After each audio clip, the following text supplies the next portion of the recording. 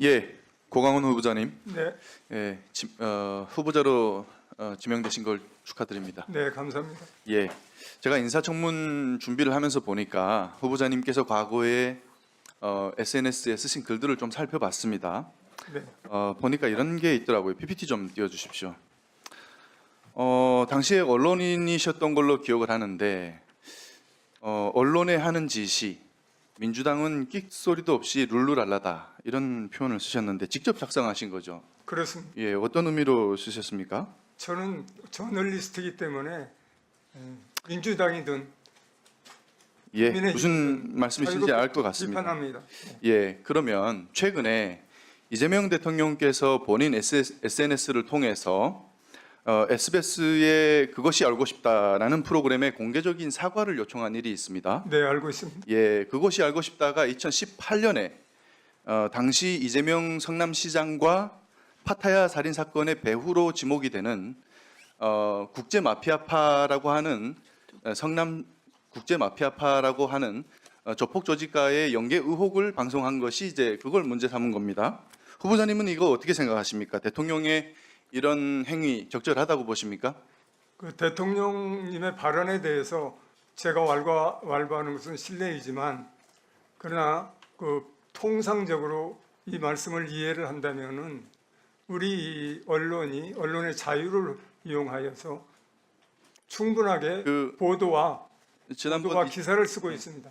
그에 2013년 예, 알겠습니다. 네. 말씀하시는 거 보니까 네네. 2013년에 쓰신 SNS와 비슷한 취지의 말씀이신 것 같아요. 이제 좀 민주당이 이제 좀 정부와 여당이 룰루랄라를 안 하는 것 같다 이런 말씀이신 것 같은데 그런 의미는 아니고요. 예, 아닙니까? 대통령의 그 말씀에 대해서 해석을 하는 겁니다. 예, 알겠습니다. 네네. 그런데 그 대통령님의 SNS를 제가 한 5건을 쓰셨던데 쭉 좀 살펴보니까 그 내용들 중에 이 섬뜩한 내용이 좀 한두 개가 아닙니다. 이제 무책임한 언론은 흉기보다 무섭다. 언론의 자유가 언론의 특권을 의미하는 것은 아니다. 책임 없는 자유는 타인의 자유를 침해하다가 결국 자신의 자유와 권리마저 해치게 된다.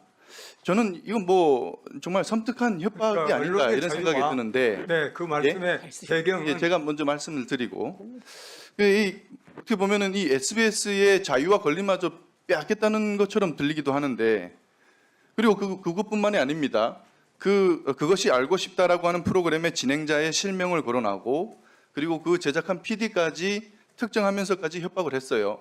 만약 제가 당사자라고 하면 상당히 섬뜩해서 밤에 잠이 잘 안 왔을 것 같습니다.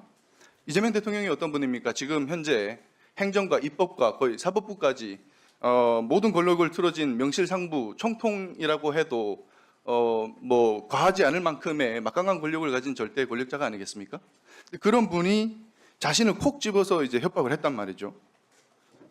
이재명 대통령이 이렇게 협박을 했는데 그렇지 않겠습니까? 반대로 생각해 이재명 바꿔놓고 생각하면 대통령께 하신 말씀은 예. 언론의 자유에 따라서 자유롭게 보도했으면 그 보도에 대해서 특히 공중파, 지상파이기 때문에 그 보도에 대해서 사회적 책임도 져야 되지 않겠냐라고 하는 저널리즘 차원의 원론적인 그런 지적이라고 생각합니다. 원론적인 내용이지만 지금의 이재명 대통령과 정부와 여당이 갖고 있는 권력과 이런 것들로 봤을 때 언론으로서는 상당한 부담이 느껴지지 않습니까?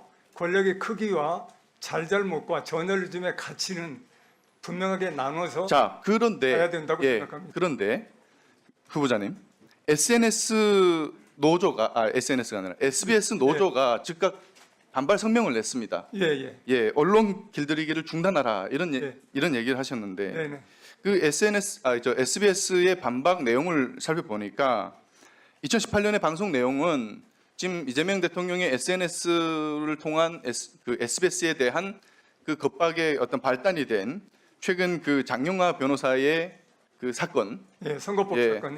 그것과 다르다고 합니다. 방송 시기도 다르고 그 장영하 변호사가 제기한 것은 조폭과 주고받은 돈다발 내용인데 이것과 내용도 무관하다고 합니다. 그런 사안이라고 하는데 그걸 가지고 이렇게 SBS가 방송한 내용을 이렇게 대한민국의 최고 권력자가 나서서 이렇게 하는 것이 맞는가? 근데 거기다가 또 지금 대한민국에서 권력 서열 1, 2위를 다투는 더불어민주당의 당대표 정청래 대표가 또 참전을 했어요. 아주 직설적인 표현들을 썼는데 SBS 당신들도 언론인가? SBS 당신들의 몰염치 그곳이 알고 싶다 생각할수록 열받는다라고 이렇게 얘기를 했습니다. 언론인 출신으로서 이런 것이 적당하다고 생각하십니까? 이 권력자들이 이렇게 직설적인 표현으로 이 협박 비슷한 걸 하는 것이. 네, 그 SBS 제작진에서는 회사에서는 그 판단이 나오자 바로 사과를 했습니다. 제가 말씀드린 겁니다. 사과를 했고. 근데 지금 제가 또 다른 거 하나 요즘- 말씀드려 볼게요. 듣고 한번 얘기를 한번 해보세요. 마지막에 말씀하실 기회를 드릴게요. 형평성 문제도 있습니다. 과거에 MBC가 후쿠시마 그리고 강우병 이런 사안들에 대해서 MBC PD수첩이라든가 이런 것들을 통해 갖고 대대적으로 왜곡 보도를 했는데 그때 당시에 더불어민주당은 이걸 뭡니까? 이런 왜곡 보도를 가지고 오히려 전 국민을 상대로 공포 마케팅을 했습니다. 근데 똑같은 기준이라고 하게 되면은 MBC도 비판을 받고 곧박 받아야 되는 거 아니냐 이런 생각이거든요. 그런데 이번에는 이재명 대통령의 SNS를 통한 이 겁박에 더불어민주당이 참전했어요, 당대표가. 그럼 이 다음 스텝은 뭐겠는가라고 생각을 해봤을 때 제가 지금까지의 더불어민주당이 해온 그 어떤 과정들을 보면은 이제는 약간 방미심의 이런 걸 통해 가지고 SBS의 법적 제재를 가하려고 하거나 혹은 방송 3법 때처럼 법을 바꿔서 지배구조를 바꾸려 들려고 하지 않을까 뭐 이런 생각까지 이런 우려까지 드는데 어떻게 생각하십니까? 과거에 또 이 SBS 그것이 알고 싶다 방송 내용에 대해서 2020년에 방심위가 이걸 방송 전반에 대해서 제재를 가할 수준이 아니다. 공익적 가치가 높이 평가된다. 이렇게 얘기를 했어요. 근데 당시 그 강상현 방심위원장은 문재인 대통령이 임명한 사람입니다. 그럼 방심위가 이 사안에 대해서 사과를 해야 되는 거 아닙니까? 후보자가 임명이 되시면. 자, 바로 여기에 네, 여기에 의원님이 질문에 아주 핵심적인 우리가 귀담아 드려야 될 부분이 있습니다. 과거 방심위는 권고 결의를 했습니다.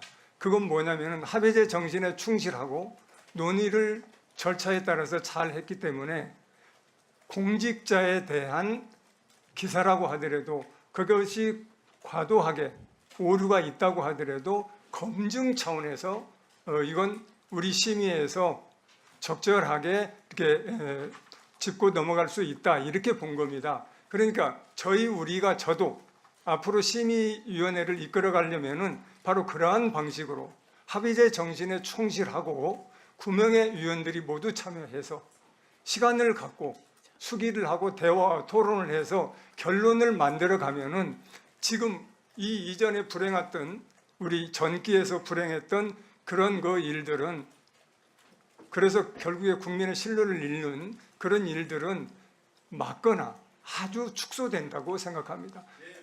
네, 네 그렇게 이끌어 가겠습니다.